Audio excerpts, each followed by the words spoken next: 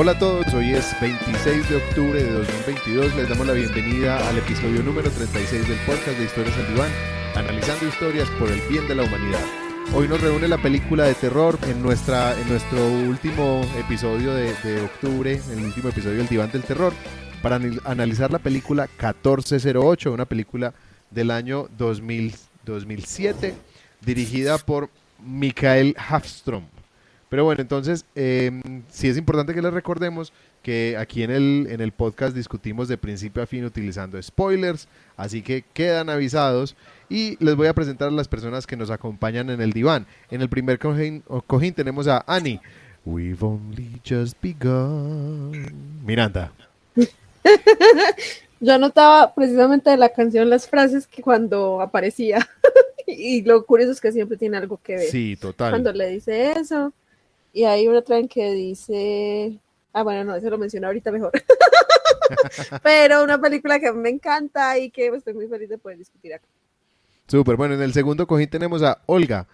Lo sentimos, habrá una demora con su sándwich. Echavarría. Muchas gracias, muy contenta de estar nuevamente en el diván. Y bueno, para hacer una película de terror fue bastante soportable para mí. No me disgustó del todo, mucho que decir me parece, porque tiene algunas cosas muy interesantes. Tiene muchas cosas muy interesantes. Mejor dicho, esta película sí, sí queda aprobada. Alcanzó los estándares de calidad que yo exijo en una película. Tiene sello de calidad y con Olga. Sí, sí. Sí, súper. Bueno, en el tercer cojín que tenemos a Carlos. $8 por nueces. Este cuarto sí es malvado. Barba. ¿Cómo te va, viejito? Oiga, esto que mencionó Olguita, de verdad, fue una muy buena película.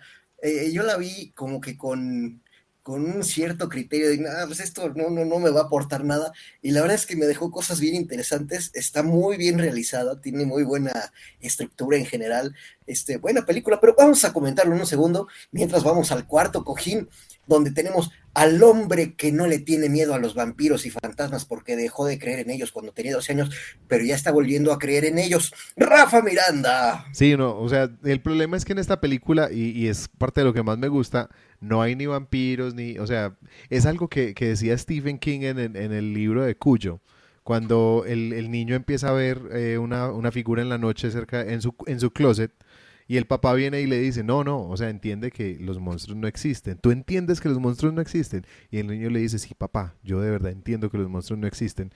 Y el papá lo deja ya más tranquilo en la cama y cuando el papá se va, el niño dice, sí, es que los monstruos no existen, lo único que existe es este que estoy viendo.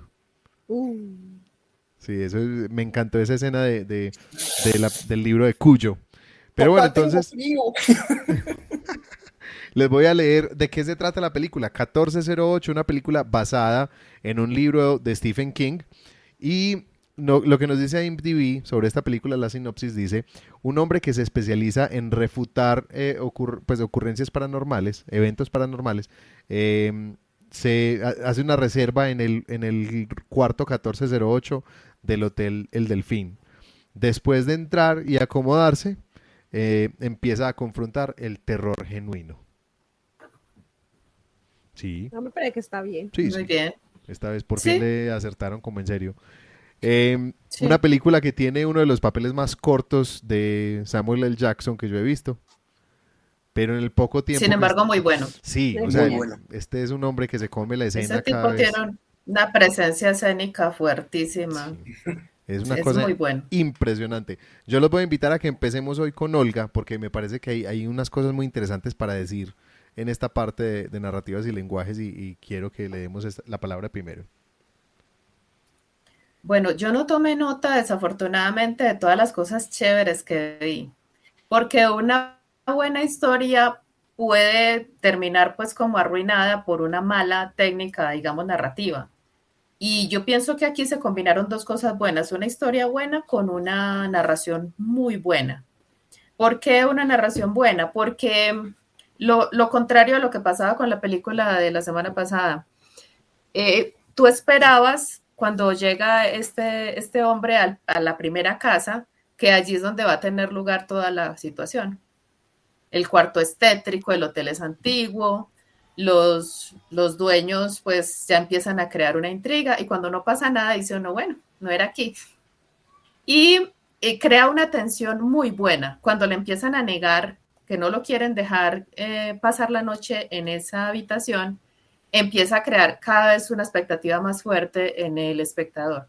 En ese sentido, me parece que esta película es magistral en cómo maneja la tensión y es tan buena que tiene muy bien equilibrados esos momentos altos de tensión, de ansiedad en el espectador, con los momentos valle que nos enseñó Roger, con esos momentos de descanso, porque es que una película que está arriba todo el tiempo se vuelve muy cansona, es agotadora para el espectador, ya termina uno deseando que eso se acabe rápido, en fin.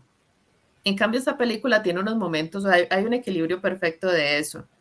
Me encantó el tipo de terror que se presenta, porque yo pienso que más allá de los asesinos, de los espectros, fantasmas, el mayor temor que tenemos los seres humanos, pues o por lo menos el mío, es perder a mis seres queridos y enfrentar los demonios internos.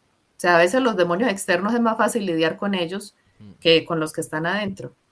Esto ya me estoy metiendo como con la sección de Carlos, pero Está bien. Estoy señalando desde el punto de vista narrativo cuando hay un buen argumento, porque me parece que ese es el eje central de la historia, o sea, ¿qué es lo que produce terror? Y me gusta que ese sitio que da reseñas tan malas diga que el terror es genuino, porque el terror genuino está en eso, en lo desconocido, está en perder a sus seres queridos, y me pareció un cuarto sádico en ese sentido, o sea, muy psicológicamente, un terror psicológico muy fuerte, ¿cierto? Es un cuarto que se mete en la mente, en el corazón también de este individuo, y le echa sal a la herida así. Y si nos hicieran eso, o sea, yo me ponía en ese caso, yo decía, bueno, imagínese una persona que tenga unos conflictos internos bien fuertes, que haya vivido unas experiencias bien duras de la infancia, de abuso, de muchas cosas, y que ese cuarto llegue otra vez a hacerlo revivir todo eso. Entonces, cuando todas esas cosas pasaban, bueno, tengo que señalar antes una cosa muy buena que me encantó, las tomas. O sea, cómo se presentan los espacios en esta película es magistral. Esa entrada al cuarto fue, o sea, me quito el sombrero. Espectacular. Sí. Espectacular cómo entra esa llave, cómo, o sea, de alguna manera esa entrada le está diciendo al espectador, aquí se abre otro universo. O sea, no estás entrando a una habitación común y corriente. Este giro de la llave es un giro completo en la historia, en la trama, en la vida de esta persona. Entonces, esa anticipación que sabe hacer también, pues, quien hizo el guión y que supo también plasmar el director, que no, ni siquiera averigüé quién es, me parece una manera perfecta de agarrar una narración. Yo sé que yo no soy la experta en la música, sin embargo, también me pareció magistral. Y las intervenciones de este reloj embrujado que ponía música y el tipo de música que ponía, o sea, genial. Esa música, o sea, yo siempre he dicho que un buen narrador sabe manejar el humor y un buen narrador sabe en qué momento, o sea, ser oportuno con las cosas. Y eso pasó en esta película, porque si hubiera, el relojito ese hubiera puesto una música siniestra, no hubiera tenido como tanto impacto que cuando en un lugar siniestro pone música alegre, pone unas tonadas pues por allá. Yo no soy la experta ahorita, me imagino que Rafa se explayará en las canciones y también Carlitos, pero me gustó mucho la música en todo momento, me pareció muy adecuada. Los chistes, cuando él se asoma al minibar y dice, no, es que $8, este cuarto sí es mal pago. Eso, esos apuntes en una película de este tipo, eso es genial. O sea, quien lo sabe hacer produce el efecto deseado en el porque yo estoy segura que absolutamente todos los que vieron la película se rieron ahí. La manera como se presentan los personajes que ya él tiene en su cabeza me pareció también muy buena.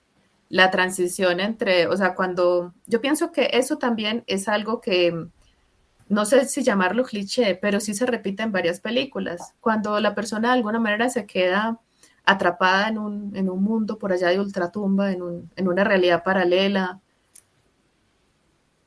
Y la relación que establece pues con el personaje de Samuel Jackson, me pareció eso muy bien manejado. O sea, los finales de las películas de terror generalmente a mí me decepcionan, pero en este caso no, porque yo pienso que el terror que se presentaba aquí no es simplemente el asesino que mata porque sí a todo el que le atraviese y otros argumentos malucos, sino que en este caso el terror con el que se enfrenta este tipo, que no creía en Dios ni en el diablo y todas esas cosas, digamos que de alguna manera resuelve, pero no resuelve la situación. Es un final cerrado, abierto, como bueno, realmente él se quedó atrapado en ese cuarto. Yo les pregunto una cosa. Realmente no se que reunió viste. con su familia. Me imagino que vas a No preguntar sé, lo mismo tiene que varios. yo. Tiene Tiene dos dos. finales. Sí, Bueno. ¿Cuál no final sé. vieron? Pues yo ya vi los Yo dos. vi, Sí, yo también. no, yo nada más vi uno en el que se yo vi aparece, uno. está viendo por el retrovisor y se le aparece, ahora sí que el O sea, fantasma cuando él Mike muere. quemado. de Mike con su hija, ¿no? Sí, quemado ahí y lo Y luego muestran a él en la ventana del hotel quemado y la hija le está pero llamando. Pues Ajá. él se por va. eso yo digo que es como ambiguo, ¿no? Sí. Porque en una parte parece como que se hubiera ido en paz con su hijita. Y en la otra parece que siguiera el tormento Atrapado en del el cuarto cuarto para siempre. eternamente. Ese es un Mm. final. Entonces, El otro es que él sobrevive. O sea, a él lo Los bomberos encuentran los entran a tiempo, bomberos, sí. ellos entran, la esposa va y lo acompaña, cuando él despierta está en el hospital junto con la ex esposa, que todavía es la esposa, pero bueno, en fin. Y ya ellos se mudan a una casa, los dos nuevamente juntos. Él empieza a recoger como las cosas porque dice que ya va a dejar de escribir libros de terror y pone a sonar la videograbadora y justo suena cuando él estaba hablando con su hija y la chica lo escucha, bueno, la esposa lo escucha y deja caer sus cosas y lo último que tenemos es un plano de él con una media sonrisa. Y no queda Entonces son claro, dos películas. no Personalmente queda me gustó claro, más ese final. no queda claro si ahora está él con la esposa en el cuarto. O ella. Bruja, Diabla. pero A ver, pero entonces son dos películas. los dos finales son Dos buenos. finales. O sea, Sí, me para mí los encantan dos los finales son buenos. A mí me gusta Para más mí los el dos son que los buenos. muestran vivos a los dos. A mí me gustan los dos finales por razones distintas. Es que me parece que los cierran muy bien en ambos casos. Sí, A mí es porque pues, bueno, ya lo diré después, pero sí. Me gusta más el de bueno, cuando vive. a mí me gustan los dos. O sea, los dos presentan ¿qué? La persona no está completamente en la dicha eterna, pero tampoco está completamente pues hundido en el infierno, está como en un limbo en los dos casos. Sí, Yo sí. quedo satisfecha con cualquiera de los dos. Es que yo con el que él quedó en el cuarto muerto, o sea, que él se quemó con el cuarto, me parece que sí de alguna manera se resuelve como ya quedaste ahí. En el otro queda muy, Sí, muy... no. A ver, Sí, es que sí, en ya el primer quedaste ahí, si no lo mostraran después, ya después ahí molestando al otro y por ahí con la niña y después, o sea, no quedó tan ahí, quedó No, como es que eso es algo de los juegos y ahorita pues en la sección de Freud voy a hablar más de ese punto, pero es de los juegos que hacen de esta película que caiga dentro de la categoría de lo ominoso, de lo siniestro. Y es precisamente esos juegos con la confusión, con aquello que no se nos revela. Y me parece que eso hace que esta película funcione muy bien. Y realmente yo tengo que decir, es una de mis películas de terror favoritas porque maneja muy bien el ritmo, la música, el sonido, la imagen, la paleta de Está colores. Es muy que, bien actuada, sí, y la actuación de John Cusack es impresionante. Él es muy sostiene esta buena, película. Pues que él es toda la película solo, Sí, sí. prácticamente. pero lo hace muy bien. O sea, realmente uno sufre con él. Uy, sí. No, y cuando Un llega... actor que logra eso en uno, esa empatía, es muy bueno. Y es muy dramático toda la parte cuando el hotel le hace revivir a él toda la muerte de su hija. Es muy dramático. Y la relación con el Es muy padre, que en Sí, También. Freud hay que dedicarle un ratico a eso porque parece que la Sí. relación con el padre era un Sí, bastante terror. compleja. Es que El realmente duelo. uno confrontarse de esa manera es terrorífico. Sí. Bueno, entonces, Oigan, dale, Carlos. Rafael, un detalle. Se dieron todas las historias que salen en películas, obras de teatro, etcétera, parten en realidad pues de un escrito, ¿no? se dieron cuenta que en este escrito hay varias notas, pero en particular le dice, eres un escritor de porquerías. Yo creo que le han de haber dicho muchas veces a Stephen King, es que tú escribes puras porquerías. Pues sí, pero he vendido millones de libros, cabrón. ¿Algún problema? Yo recuerdo, porque yo escuché el audiolibro de mientras escribo de él, y él mencionaba que algo que le dice a él cuando es que fumas, él no, lo que pasa es que eso es un vicio, superstición, el fin del mundo. Cuando le dice, bebe, sí, claro, soy escritor. Sí. En ese momento eso fue una total autobiografía. Claro, porque él seguro, decía que seguro. muchos escritores toman eso como excusa para ser viciosos, que porque son muy sensibles y esas cosas. Sí, sí. Bueno, de hecho se dice que Tolkien, por ejemplo, pues para poder inventar ese mundo de otro mundo, pues se tuvo que echar sus viajes para poder entrar hacia allá, ¿no? Sí, no sé, o sea, yo no había escuchado como esa teoría sobre Tolkien, pero también sé que Tolkien le dedicó como 40 años al desarrollo de ese mundo. Entonces, pues, tal vez se demoró más, pero lo hizo a punta de investigación. Y es increíble, pues, lo que Tolkien creó. Pero bueno, entonces... Y bueno, por mucho que veo a un autor, pues lo digo por Bukowski, que me gusta, a pesar pues de lo boquisucio que es, pero él decía que él sí bebía, pero que cuando estaba escribiendo le tocaba parar un ratico, que podía estar a media caña, pero por supuesto, pues, porque le hicieron esa pregunta muchas veces, ¿usted tan borrachín que usted escribe así todo borracho o este libro fue en una borrachera? Él decía que no. O sea, siempre paraba de beber para poder escribir, es que no hay otra forma. Es que los niños y los borrachos siempre dicen la verdad. No, pero, o sea, yo pienso que uno escribiendo necesita tanta lucidez, claro, tanta claridad mental, yo no sé, yo creo que yo no sería capaz de escribir borracho. No, personalmente. Ninguno, pues. ni trabajo, ni nada de esas cosas, hay que... No, definitivamente no. No, sobre todo que llega un punto en que es un ejercicio también de mucha coherencia con lo que ya escribiste antes. Yo en algún punto me di cuenta que a un personaje le estaba poniendo nombre por segunda vez y me tuve que devolver al esquema, a todo a las notas que yo había tomado para tratar de reconstruir qué nombre le había puesto, cuándo había nacido, fechas. O sea, esto es un ejercicio muy complejo que si uno no lo hace con sus 5 sentidos, yo creo que es muy difícil que quede bien. Un comentario salió en esta semana, uno de nuestros compañeros, Carlos de Jorge, me recomendó un software muy interesante, Scrivener, lo hay para Apple y lo hay para PC. Precisamente esto que estás diciendo, Rafa, te permite en un lado de tu menú llevar como que toda una estructura de tu libro, de todos tus personajes, de toda la historia, de cada uno trae su historia, etcétera, y traer tu desarrollo en el frente, digamos, de la pantalla, ¿no? Para nuestros oyentes, escritores, Scrivener, muy interesante. Sí. Y a los de Scrivener, que también se dejen ver patrocinando aquí los episodios y los seguimos mencionando. Sí, sí, a propósito. Haciendo publicidad gratis.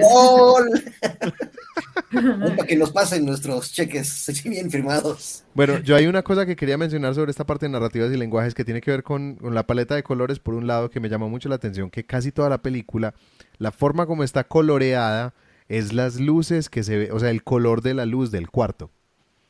Y no solamente cuando están en el cuarto, en otros momentos también aparece esa misma paleta de colores, que me pareció increíble, pues, esa consistencia. Por otro lado, ahorita Olga lo estaba mencionando, yo estoy completamente de acuerdo, la música aquí funciona muy bien, está muy bien manejada, sobre todo pensado desde la dinámica de la intensidad de las canciones, de la intensidad de los momentos, en cuando se necesita un crescendo. Y a veces esos crescendos llevan, y ese fue el efecto que más me gustó, los crescendos llegaban al silencio súbito. Y se genera un efecto muy, muy fuerte con eso, porque en el silencio aprovechaban ya no la música, sino la mezcla de sonido. Cuando dentro de un cuarto vacío se amplifican todos los sonidos y se vuelven mucho más presentes, el sonido de una llave, el sonido de cualquier cosa que caiga, se volvía muy fuerte. Y eso, de nuevo, o sea, me le quito el sombrero a las personas encargadas del sonido y la música de esta película. Me pareció increíble. Y viéndola ahora con los ojos del podcast, porque la había visto siempre con los ojos sencillamente de fanático. Pero ahora aprecio muchísimo más como todo lo que acabamos de ver. Hoy me di el gusto de volverla a ver y terminé de verla otra vez hace media hora. Dale, Carlos. Oye, Rafa, es que, ojo, no solo es la música, todos los sonidos que hay en la película esos incrementos que vas mencionando, pero ojo, están totalmente ligados a todos los sonidos que hay en la película. Sí, En eso, el productor musical de la película hizo un trabajo espectacular, de verdad. Maravilloso. sí, es un trabajo increíble. Los invito entonces que pasemos a la construcción de mundo con Annie. Bueno, yo para esta parte me di como a la tarea de investigar un poco de las diferencias con el libro. No he leído el audiolibro original, pero sí investigué un poco. Y una de las cosas que me parece que, digamos que fueron decisiones buenas, fue el cómo se presentaba el cuarto. Porque aquí en la película lo que nos muestran es como lo dice Samuel L. Jackson en su momento, y es que es un cuarto siniestro. Y realmente es eso, es un cuarto malvado, un cuarto que lo que quiere es que las víctimas busquen la muerte por sí mismas en las maneras diferentes. Y por eso era que me hacíamos reír mucho lo de la canción, porque en el momento en que ya él está como en el duelo, que habla por teléfono y que le dice que por qué no lo matan, y él le dice porque nuestros huéspedes tienen como Libre albedrío. libertad de eso, libre albedrío de decidir cómo, bueno, sí, cómo proseguir, que le dice que si quiere su sistema de salida express, bueno, todo esto, la canción que suena ahí, que es la misma, dice, so many roads to choose, Ajá. muchos caminos a elegir. Y Entonces tanto siempre que era podemos hacer para referente. matarte. Pues tantas formas Sí, que tienes para exacto. suicidarte. Y solo hemos comenzado y cuando y la desesperanza de que solo lleva una hora en ese martirio. Sí. Entonces tenemos este cuarto malvado que lo que realmente quiere es torturar a las personas, eh, y a todos los tortura a su manera, tanto así que de lo primero que muestra es a las otras personas cómo se han decidido morir en ese cuarto. Algo que, por ejemplo, en el libro en el original está, pero que en esta película no lo muestran, es que la puerta está torcida y que cambia y rota constantemente. También que insinúan que hay una entidad malvada en el cuarto, y hay una pintura de una naranja que en algún momento de toda su tortura cambia por la cabeza decapitada de Mike. Todos estos elementos que no aparecen en la película a mí me parecen un acierto, porque yo creo que si yo veo una película donde la puerta empieza a ser así, yo ya mismo digo, ¿qué es eso? Casa embrujada. A mí me habría sacado de la película. En cambio, como lo manejaron de una forma un poco más mundana, me parece que fue un acierto muy bueno porque la dejaron en un muy buen lugar. Generan suspenso de otras maneras, como por ejemplo cuando Samuel L. Jackson no sale del ascensor, le dice, yo no voy a ese cuarto a menos que sea esa vez del mes, o cuando el que arregla el termostato no quiere entrar, o bueno, son muchas cosas que ya te generan ese suspenso, sin necesidad de llegar a esa parte. Entonces tenemos este cuarto demoníaco, tu cuarto malvado que quiere asesinar a sus huéspedes, que por eso no acepta las tarjetas magnéticas, sino que tiene que ser la llave convencional. Y también es un cuarto que tiene vida y que toma decisiones. En el momento en que ya está muriendo, que empieza a gritar e intenta alcanzar los rociadores, ya no es capaz porque ya lo estaba alcanzando el fuego, por ejemplo. También tenemos entonces a un hombre que, bueno, por ser escritor, él decidió abandonarlo todo para simplemente no enfrentar los demonios de su pasado. Empezó a escribir lo que menos podía recordarle, porque su primer libro sí cuenta la historia del abandono que él le dio a su ex esposa después de la muerte de su hija. Ese libro es la real obra de su vida y donde él cuenta su dolor. Pero él hace todas estas cosas para no tener que enfrentar la muerte de su hija con propiedad, sino que simplemente abandona a su esposa para no tener que hacerlo. Decide simplemente decir que fue culpa de ellos por haberle hecho creer que había un paraíso y ya. Otra de las cosas que este cuarto, por lo cual realmente es malvado, hace es que le devuelve la esperanza en momentos. En momentos le hace creer que él puede salir, como cuando le permite salir por la ventana, hasta que él se da cuenta que la otra ventana simplemente no está y que él está parado en la nada y se puede caer en cualquier momento. También cuando va por la ventilación, también cuando lo hace creer que él salió, que está nuevamente en Los Ángeles, que está con la ex esposa, que se hablan, y le da ese momento como de perdonar, de ser perdonado por su esposa y su papá. Le da esa redención para luego mostrarle que todo eso era mentira. Entonces era como el sueño cumplido que nunca fue. Y todo eso hace que él empiece a entrar en ese duelo de decir, bueno, no, ya aquí me morí. Y me imagino yo que eso hacen con todos. A mí una de las cosas que más me causó gracia fue la parte de la superstición con respecto al piso 13. cuando les dice que bueno, ¿y por qué no cierran la habitación, la clausuran? Ya no, los corporativos saben, pero no han hecho nada, así como pretenden que el piso 13 no existe. Me preguntaba y yo hice el ejercicio después de ver esa película en un hotel que tuve la posibilidad de ir, y es cierto, yo, wow. En muchos aviones no hay puesto 13. Aviones, ajá. Muchísimos, no hay puesto Sí. 13. En edificios de oficinas. Pues qué fuerte Sí. bueno, eso. Qué fuerte es. Otra de las cosas que me gustó fue cuando él empezó a describirlo como el hotel kafkiano, o cuando hablaba de los niveles del infierno, que él decía es que no, debo estar en el 9 porque me está pasando esto, o no, debo estar en el 5 o 6 por el frío, bueno, y empezaba como en todas estas cosas. Y lo último que quería mencionar era que en la película se pueden ver las etapas del duelo. O sea, que está primero como la parte de la impresión, el susto, el shock. Luego está la parte de la negación, cuando él empieza a buscar explicaciones por todos los sucesos que están pasando. Luego la parte del enojo, que él ya empieza a enojarse y empieza a buscar que lo saquen, empieza a llamar a la recepción para insultar al administrador, bueno, todo esto. Luego que empieza a buscar las maneras de solucionar esto, pues cuando empieza a buscar formas de salir, cuando pide ayuda y todo esto. Luego está la depresión, cuando todo esto que le pasa y él se derrumba, y por último está la aceptación, que es cuando él decide prender fuego a la habitación con él adentro para asegurarse de terminar el trabajo. Una de las cosas como que me pareció muy bien estructurada también, bueno, utilizada más que estructurada, fue la parte del incendio, porque primero él creó el incendio y luego rompió la ventana, lo cual es un acierto porque pues, si lo hubiera roto antes no habría pasado nada, pero como la rompe después de que estuviera el incendio, entonces pues se dio el efecto de que se aumentaron las llamas por la cantidad de oxígeno. Sí, Así que eso fue muy bien utilizado. Sí, muy bien. Y bueno, no, ya, eso es lo que puedo decir.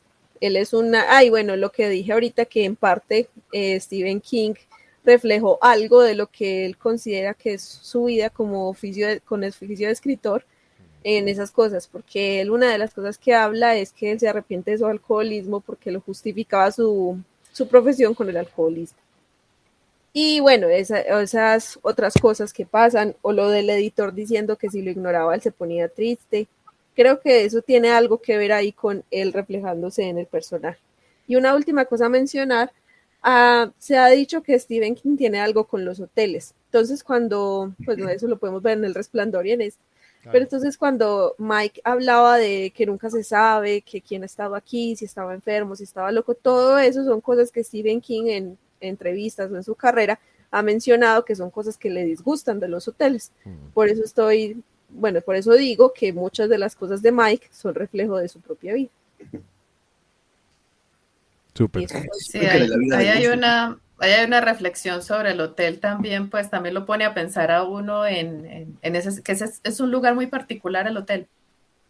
Y la historia de la casa donde se ubica el hotel, porque ahorita hay hoteles en iglesias, hay ciertos lugares que quedan como malditos de alguna manera, que nadie se atreve. Ha habido lugares que han tenido que demoler, porque, por ejemplo, los manicomios en Europa, hubo algunos lugares que no había forma de hacer nada con ellos, ni venderlos, ni alquilarlos, ni nada, y tenían que echar eso abajo, porque, o sea, dejaron un recuerdo tan terrible. ¿Tú estás viendo la palabra, Dani? ¿O estás haciendo... No. Ah, bueno. Pero yo pensé, cuando el tipo pone lo que hacen los forenses cuando están mirando, que inclusive eso me recordó una noticia que hubo acá en Colombia, donde una monja desapareció en un convento. Y las monjas decían que no sabían nada, y luego en el noticiero pasaron las imágenes de los forenses con esa luz neón mostrando el rastro por donde, donde la mataron, por donde la arrastraron, todo eso, que una de las monjas terminó presa, la asesina. Eso pasó aquí en Colombia. Qué linda las Entonces, me pareció, o sea, eso es para otra película de terror. Sí. Esa me pareció espantosa. Cuando yo vi esas imágenes en el noticiero, realmente me impresionaron. En pleno convento, en un cuarto pues de estos, que ni siquiera era como una celda individual, sino que varias monjas dormían ahí. mirar esa neón como mostraba todo el rastro. O sea, el investigador decía, vea, por acá arrastraron el cuerpo, no sé qué. Entonces, cuando este tipo hace lo mismo en el cuerpo, todo yo decía, ¿dónde está el profesionalismo? Porque todo eso era para haberle metido candela. Entonces, esa sábana vuelta a nada, pues el tapete, todo eso era para haberlo cambiado. Daba la impresión de que le hubieran echado una lavadita así Pero yo creo que la normalita. idea es que sí es una Pero es lavadita. parte, Sí, ay, Sí. pero, o sea, eso es parte también de la psicología del asunto del hotel. Sí. Como aquí pueden haber matado a alguno y medio lo jugaron ahí y usted está encima de la sangre de la persona que mataron. O sea, eso le da a uno pavor del hotel. Me parece que es mala publicidad para los hoteles a película. Sí, de Sí. acuerdo. Sí, él cuenta, o sea, porque él había empezado investigando esos hoteles, que me dio mucha risa como el título del libro que él publica al principio, que es 10 hoteles, como 10 hoteles embrujados, que me acordó mucho de tantos otros títulos de 10 no sé qué, de 14 no sé qué, 15 miradas a la paz, como ese tipo Sí, de sí. títulos que están tan de Así moda, es. que están tan de Así moda es. y que sí, en este momento en el mundo editorial esos son títulos como que han gustado mucho.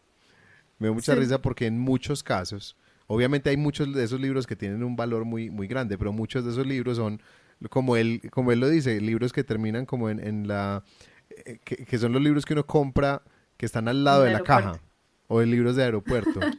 Son muchos de esos libros como de, sí, literatura casual, pero sí me llamó mucho la atención, me pareció muy divertido ese Fast punto. books. Ajá, Pero a mí me gustó esa referencia porque de alguna manera mostró, o sea, aparte de la mala publicidad para los hoteles, la mala publicidad para el libro que es muy light. O sea, que no, como él no quería profundizar, entonces se quedó como en una etapa, en un nivel muy exterior de la literatura. sí. Y es que él 10 no, jardines, no sé qué, ¿cierto? Es una cosa muy, no hay que hacer mucha introspección, claro. no hay que sacar el alma. Entonces, Porque lo que hay para sacar me es muy pareció, doloroso. Y eso es, este claro. personaje, la construcción que nos hacen es precisamente por ese lado. Es un personaje que Ujú. no quería tocar nada de lo que había pasado en su vida porque miraba hacia atrás y no veía sino dolor. Y el primer libro que nos muestran, el único libro honesto que escribió, era un libro donde habló de la relación con su padre. Pero él negaba a todo el mundo que esa relación no hubiera sido real. Pero el conflicto que él tiene con su padre es gigantesco. Pero bueno, hoy los voy a invitar entonces a que pasemos a donde Carlos, con las lecciones de vida. A ver, vamos a ver. No estaba yo preparado, pero... A ver, hay una escena de verdadero terror en la película, para sobre todo nosotros los escritores, que es cuando se presenta en la librería a firmar sus libros y no hay nadie. Eso sí es de terror para que vean. Que vas a la presentación de tu libro y hay 3 gatos ahí nada más. Híjole, eso sí está de verdadero terror. Terrorífico. Verdaderamente terrorífico. Bien, entrando en materia. ¿Qué le pasó a nuestro querido Mike Enslin? A ver, primero, estando nadando en el mar, se distrajo. Y el mar es muy bonito, pero siempre hay que tenerle mucho respeto. El mar no perdona a nadie. Moraleja, cuando se metan al mar, pónganse bien águilas descalzas, o sea, bien truchas, pues, vaya, pónganse al pedo, para que me entiendan. No vaya siendo que los revuelque una ola y los haga estrellarse. Me recordó mis vivencias en California. Por supuesto, hay una película llamada Blue Crush, también muy buena, muy divertida, acerca del mar y un trancazo que se lleva ahí. Pero para quienes gustan del mar y particularmente del surf, otra moraleja, no dejen de ir a las playas de Cicatela en Puerto Escondido. Lo normal ahí son olas de 4 y 5 metros de altura, entonces, de verdad, mi playa favorita, Cicatela, pásense a Puerto Escondido quienes vayan para allá. Volviendo a lo que le pasó a Mike, a ver, ¿qué otra cosa le pasó? Pues que aceptó una bebida de un desconocido. Verán, yo no acostumbro tomar más que para escribir, ¿verdad? Porque si no, ¿qué sentido tendría la vida? Pero por supuesto me echo una lipuz de repente y eso sí, me fijo muy bien de dónde le están sirviendo. Particularmente para los jóvenes, ténganse mucho cuidado con las bebidas de dudosa procedencia y peor aún con las bebidas adulteradas.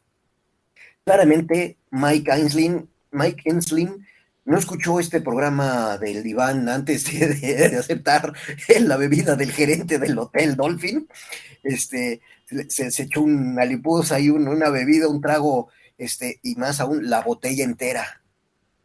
Era muy buena la bebida, como le digo a mis cuates, será muy chiroliro, vampiro, machín, calimán, aminoguano, pistache, shubidubidú, pero ténganse mucho cuidado con ese tipo de bebidas.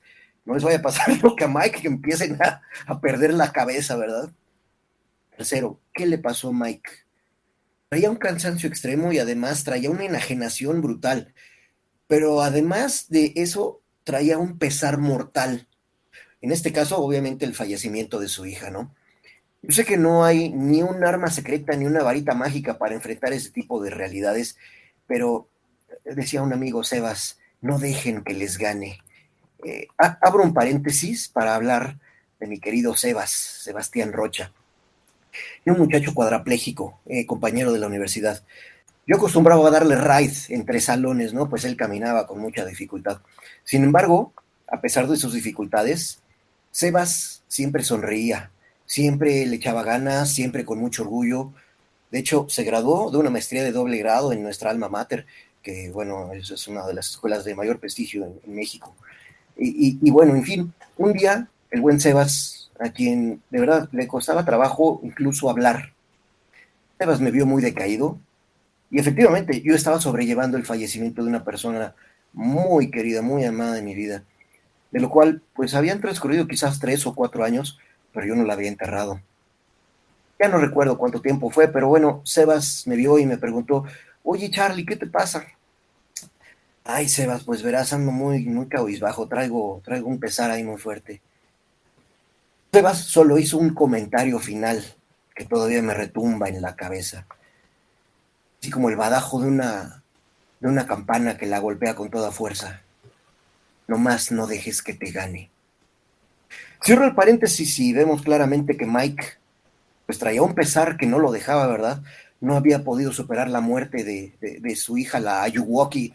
Para quienes no sepan quién es la Ayuwoki, búsquenla por ahí en el internet. Moraleja, pueden fingir que no existe el problema, pero es mejor aceptarlo y superarlo.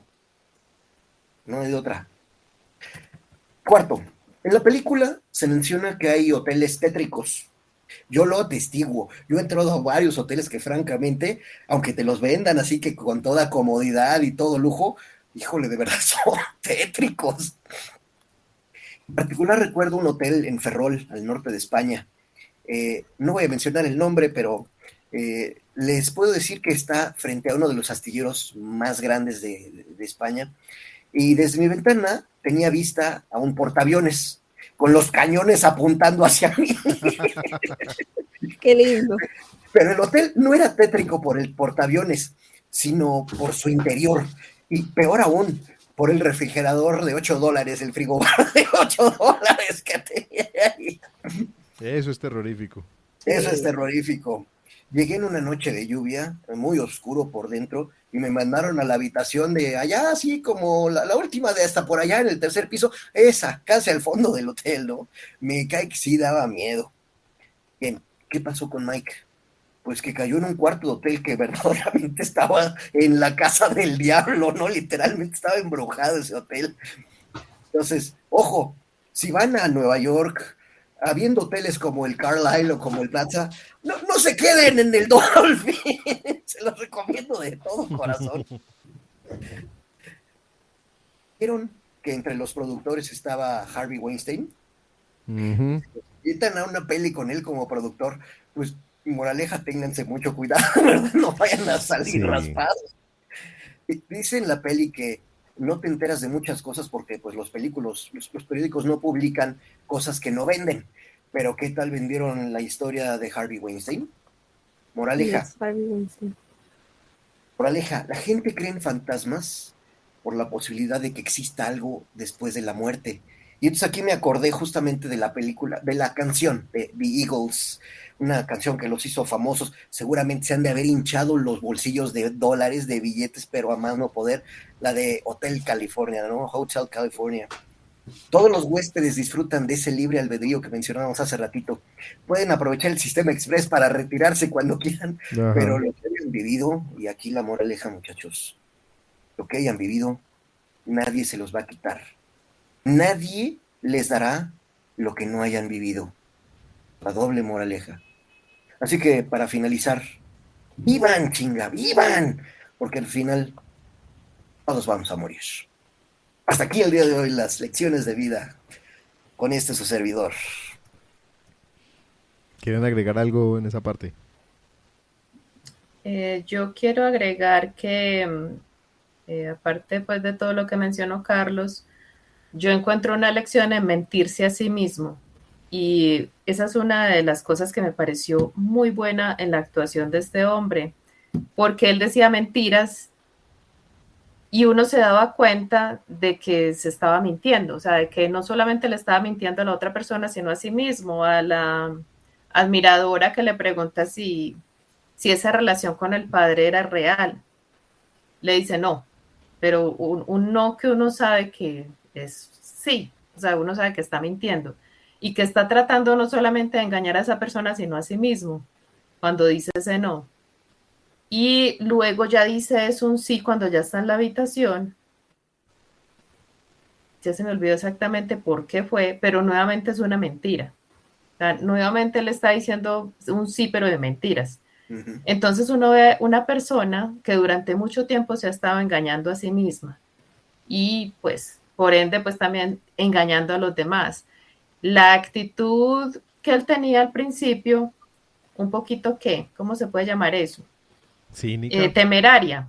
Uh-huh. Cínica, temeraria. Él después reconoce que fue egoísta, porque realmente uno es un poco egoísta cuando no expresa sus emociones, en especial con la gente que uno quiere, porque si él hubiera sido un poco más generoso, no se hubiera acabado de pronto su matrimonio, pero fue tan egoísta en mostrarle a su esposa que también tenía un dolor muy grande, que podían superarlo juntos, él prefirió huir.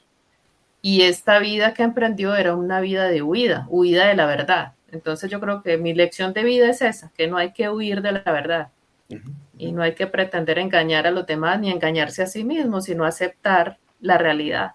La realidad puede ser devastadora como en el caso de él, pero es la verdad. Es mejor estar en la verdad que en la mentira, pues finalmente a él le tocó aceptar la verdad cuando ya era muy tarde.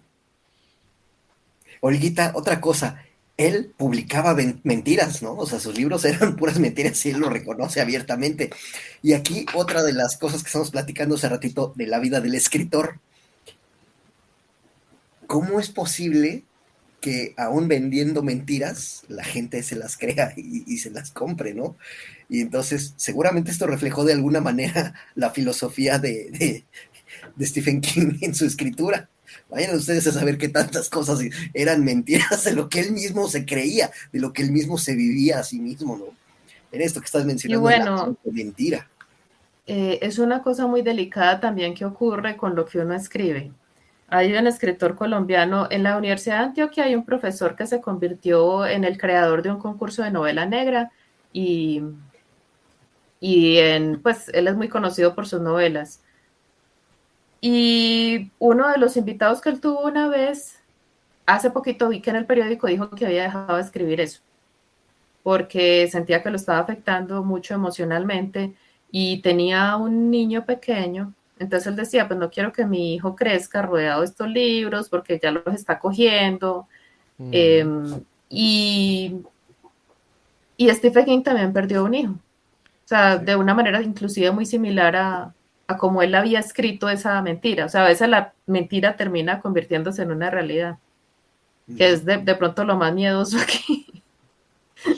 Sí. Entonces, sí, la cuestión de enfrentar la verdad me pareció muy interesante en esa película. Enfrentar los demonios internos y ser valiente, eso requiere mucha valentía. Realmente, eso es terrorífico. Sí, hay pocas cosas que atemoricen más que tener que enfrentar los fantasmas de uno mismo. Pero yo bueno. Y perder a sus seres queridos. Uy, sí. O sea, si te dicen, Rafa, un asesino o que a tu hija le pase algo bien horrible, pues el asesino 1000 veces, ¿cierto? Sí, 1000 veces. No. Sí, pues entonces es el verdadero terror, como dijo la sinopsis de él. Y yo creo que precisamente, o sea, el punto más alto y el punto de peor tortura es cuando precisamente le juegan con hacerlo experimentar la muerte de su hija una vez más. Eso para Eso mismo mí pensé yo. es el golpe más bajo que uno le pueden dar. Sí, O sin sea, duda. ahí en ese momento dije, definitivamente sí es muy malvado este cuarto. Sí, sí. ¿De qué maldad más grande? No me ocurre una maldad más grande. Bueno, entonces, hablando de maldades más grandes, vamos a hablar de Freud. Ah, No, pero también tienes mentiras. mucho donde cortar. Hay mucho, ¿no? Y de hecho, esto me obligó a volver a leer un texto de Freud que había leído hace muchos años y que me ha gustado mucho porque habla mucho de este género. A mí este género me ha gustado mucho. Es difícil encontrar buenas películas de terror porque casi todo lo que se produce aprovecha elementos muy baratos. El jump scare, por ejemplo, es un elemento muy común en las películas de terror que no es el más útil ni el más efectivo, especialmente cuando la película solo depende de esos jump scares. O sea, un jump scare, por ejemplo, como el que nos dieron en esta película, cuando él por fin llega a la ventana y sale la persona a la ventana que lo asusta. Ese es un jump scare muy bueno. O el que sale como con el martillo, pero el que está El haciendo la Hammerman, cara a Carlos, sí. sí. Son momentos en que se usan, pero son momentos. Es un recurso que se utiliza en un momento, pero hay mucho más que se construye. Una de las cosas que a mí más me gusta digamos, de distintos autores de terror, pensemos en H.P. Lovecraft. Lovecraft es un gran constructor de atmósferas. No es un gran contador de historias, pero en términos, bueno, a mi modo de ver, eso ahí sí, pues obviamente no quiero salir a decir que Lovecraft era un mal escritor para nada, pero a mí me parece que donde más brilla Lovecraft es en la construcción de una atmósfera perturbadora que es muy difícil de convertir en algo a nivel visual que funcione, pero él crea unas atmósferas espectaculares. Entonces aquí esto me llevó como a un texto de Freud que se llama Lo ominoso, y es una pregunta que le hicieron a Freud acerca de qué es lo que nos genera esa sensación de terror, de lo siniestro, de lo ominoso. Y él empezó a hacer todo el estudio.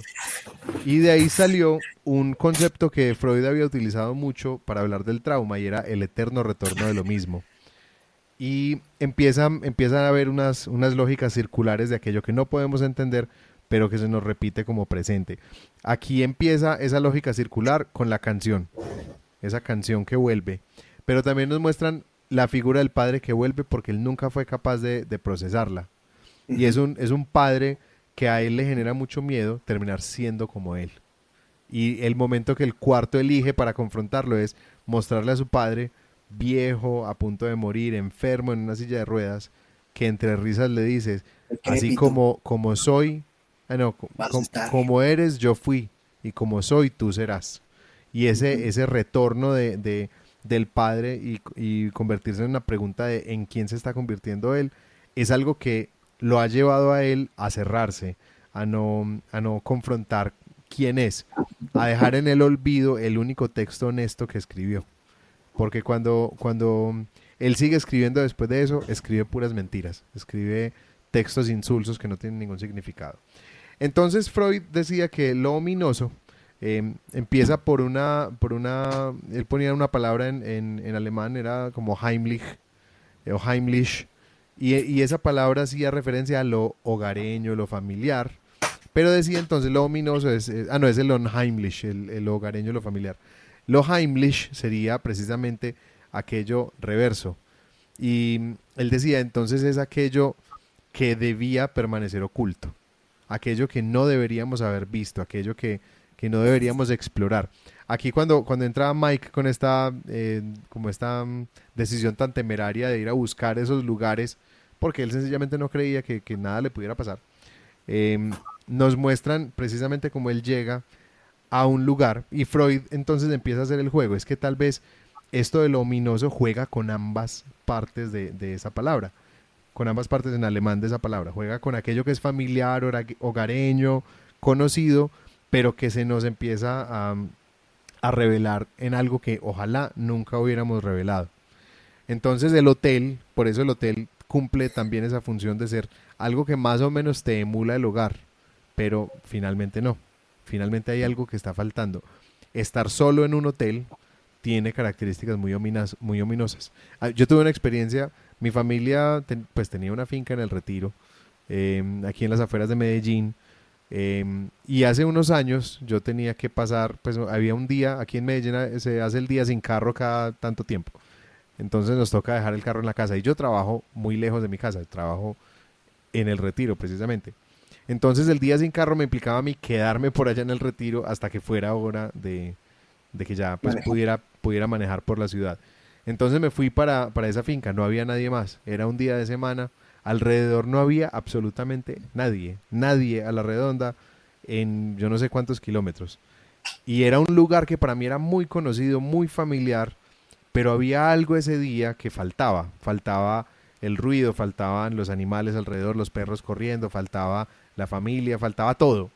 Y esa tarde recuerdo yo haber experimentado esa finca como un lugar completamente ominoso. Entonces viene precisamente eso, de aquello que no debería ser revelado, aquello que no deberíamos encontrar en lo familiar. Entonces aquí empezábamos a hablar entre lo ominoso, aquello que debía permanecer oculto, que nos lleva a una incertidumbre intelectual. Entonces Mike se empieza a preguntar, ¿será que un cuarto inanimado puede tener intenciones siniestras? Entonces ahí empieza el animismo. Y ese animismo, sumado a la incertidumbre, a que no tenemos la respuesta, instaura precisamente la característica ominosa del lugar. Por otro lado tenemos a Mike, que es de alguna manera es nuestra contraparte como audiencia de lo que está pasando en el cuarto. Entonces, al instaurarse lo ominoso, al nosotros estar tan confundidos como él, Freud decía que en ese caso se coloca el yo nuestro en el yo del otro, y ese yo del otro entra a sustituir nuestro yo de manera temporal, y precisamente por eso podemos experimentar ese terror de Mike como si fuera propio. Y bueno, entonces viene pues como viene todo el retorno de ese loop de terror en el que lo pone el cuarto. Empieza a aparecer la puerta que no abre, la llamada, y fíjense, hablando de lo familiar que se vuelve ominoso, cuando lo llaman de la recepción, y él pide que por favor lo comuniquen con el señor Olin, y le ponen el mensaje, su llamada es muy importante para nosotros. Ese mensaje se vuelve ominoso completamente en ese momento. Lo hemos escuchado muchísimas veces, pero uno sabe siempre que lo escucha que eso es mentira. Así es. Sí, es con lo que lo mantienen a uno entretenido para que no ponga problema. Y aquí el que lo está manteniendo entretenido y es para el no cuarto. colgar. Y para que no cuelgue. Y el que le está haciendo eso es el cuarto. Entonces, Freud también decía el autómata. Esta recepcionista, que funciona como un autómata, alguien que emula la vida pero no la tiene en realidad. Entonces, vuelve a instaurarse lo ominoso. Entonces, como pueden ver, encontré un montón de cosas de ese texto de Freud donde instaura lo ominoso con muchísimos recursos. Después Freud también hablaba del doble, cómo aparece el doble, y el doble empieza a convertirse en un reflejo de sí mismo. Por eso el espejo también instaura lo ominoso. En estas películas el espejo es un mecanismo súper bueno para meter características ominosas. Y aparece el doble en el edificio del frente. Entonces, por un lado aparece el doble, es algo que no puedo comprender. Por otro lado es su propia figura fuera de sí mismo, y eso es lo que hace que el doble sea tan ominoso. Y el doble empieza a repetir sus movimientos como en un espejo, y le devuelve su rostro, pero con un gesto que sabe algo que él no sabe, ¿cierto? Aparecen entonces los muertos, y no aparecen para asustarlo, pero sí el cuarto le muestra a esos muertos para modelarle lo que él debe hacer. Empieza a mostrarle cómo cada uno de ellos se suicida. Y empieza él a dudar sobre su propia cordura, porque algo que a mí me encanta de toda esta definición del horror, del ominoso, es que realmente, bueno, el terror implica una reacción ante un peligro, ante la anticipación de un peligro, ¿cierto? Entonces en las películas tipo Jason, Viernes 13, empezamos a anticipar que viene un peligro que lo va a matar.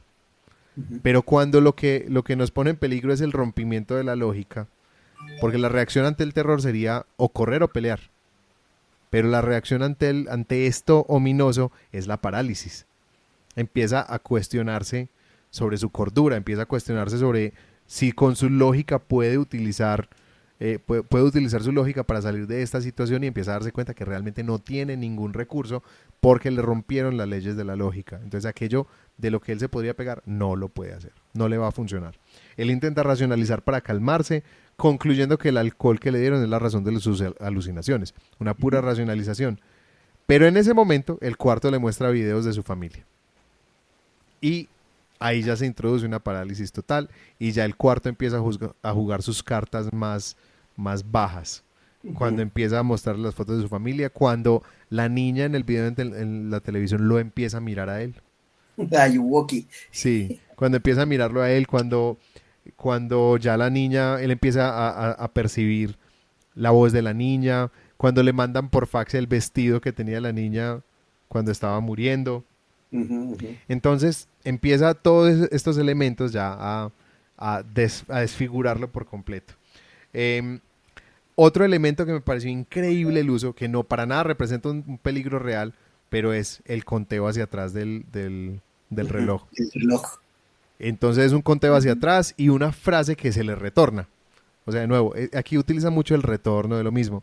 La frase, o sea, él va retornando en el tiempo hasta un conteo hasta cero, y una vez que llega a cero, la hora vuelve a empezar, el cuarto vuelve a empezar como estaba al principio, y él en ese momento sabe que todo va a empezar una vez más, y retorna la frase, es que nadie dura más de una hora, porque esa hora se está repitiendo y repitiendo hasta que él se muera, ¿cierto? Nadie dura más de una hora. Y él ya sabe en ese punto que no puede seguir igual. Y llega otro momento, otro golpe bajo, que es cuando él cree que salió.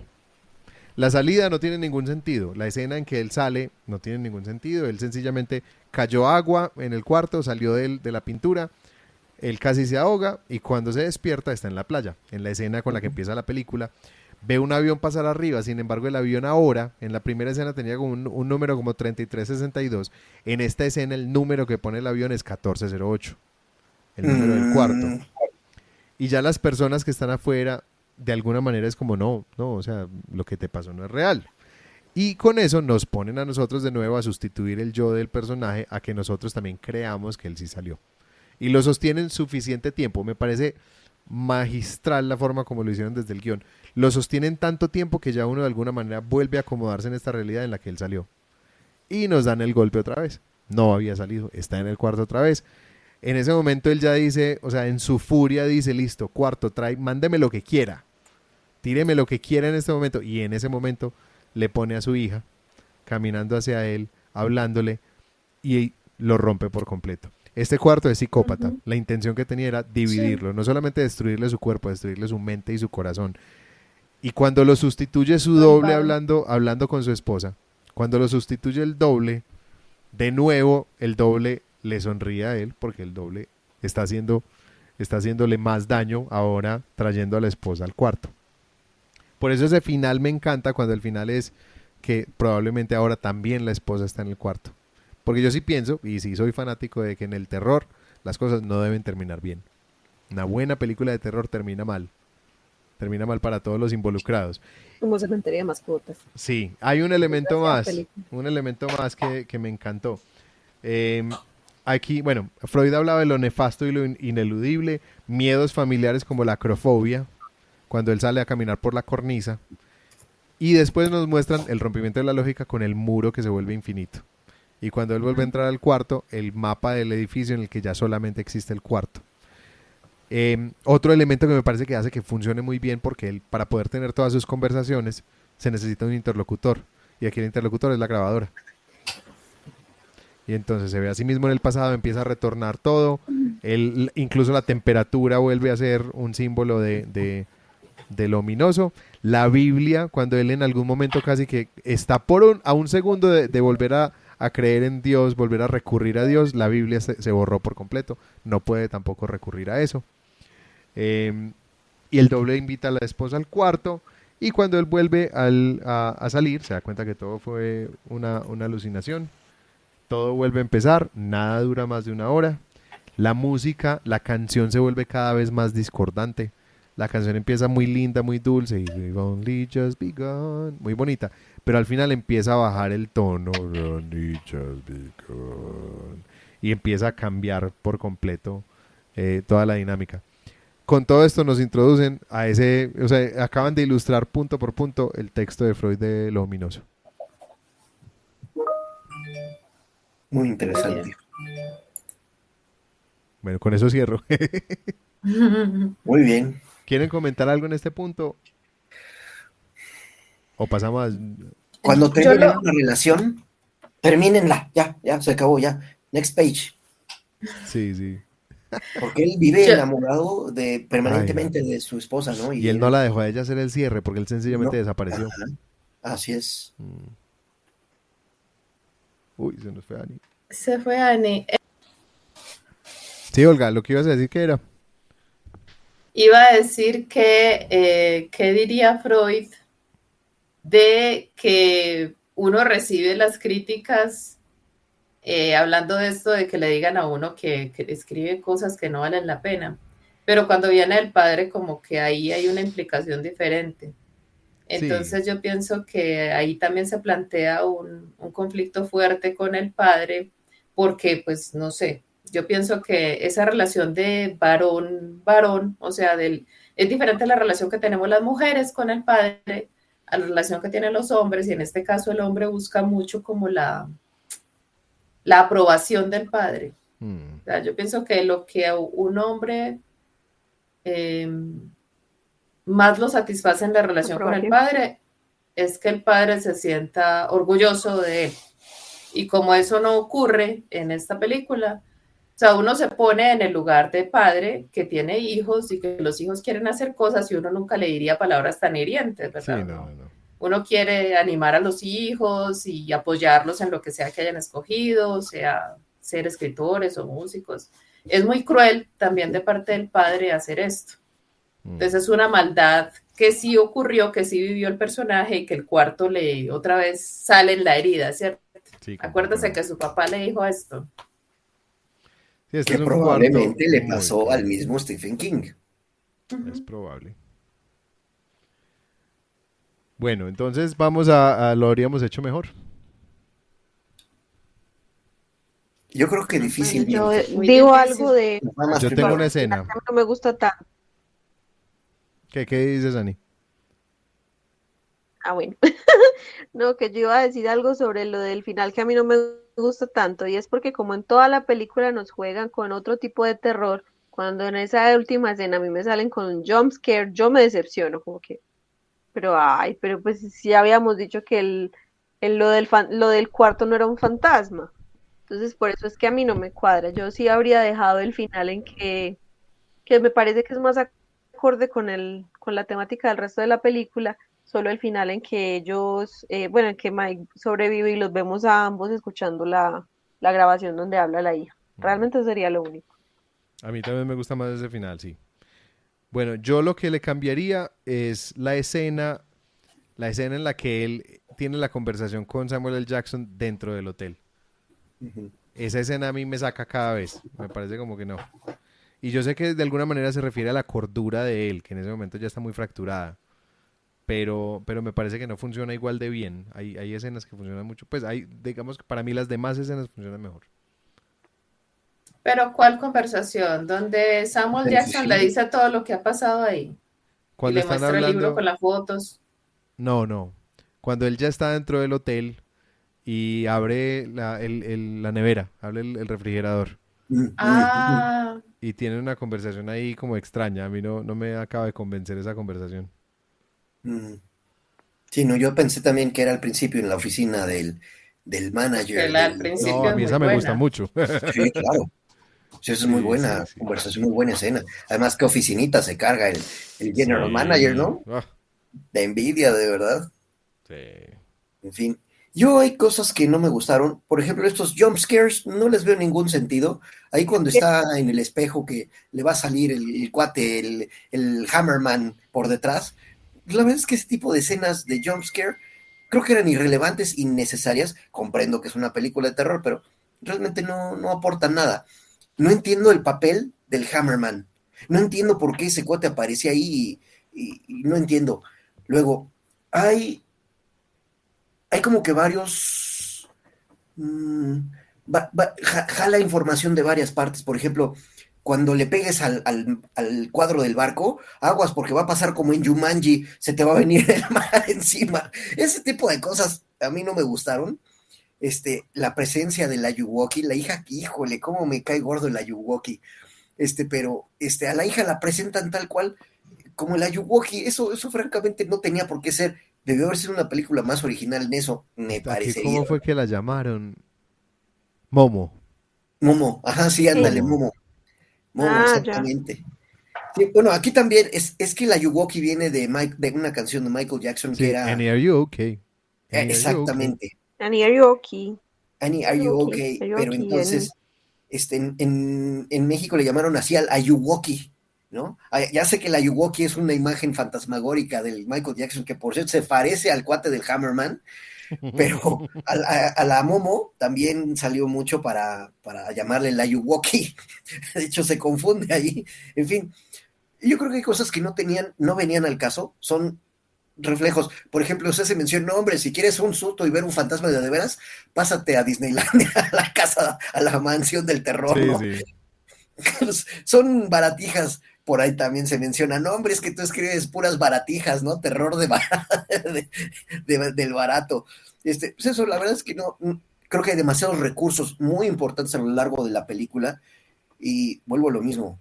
Perdón, Stephen King a lo mejor escribía porquerías para los ojos de muchos, pero muchas de sus porquerías venden millones de dólares, se convirtieron en películas, y hablamos del Resplandor, hablamos de It 1 y 2, o sea, hablamos de una cantidad de películas que se han embolsado billetes así, peor que los Eagles con su canción de Hotel California, ¿no? Entonces... The Green Mile. Sí, o sea, estamos de acuerdo. Shawshank Redemption, sí. Carrie, que fue lo primero. Sí. Cementerio de mascotas. No, yo creo que hay muchas escenas que no vienen al caso, simplemente con los múltiples recursos que tiene, se pudieron haber excluido y jalaba perfectamente igual la película. Pocas cosas que se le puedan mejorar, realmente una actuación fabulosa de Cusack, de John Cusack, ni qué decir, por supuesto, de Samuel Jackson. La niña también actúa increíble y pobrecita porque queda marcada para el resto de su vida, así como los de el exorcista.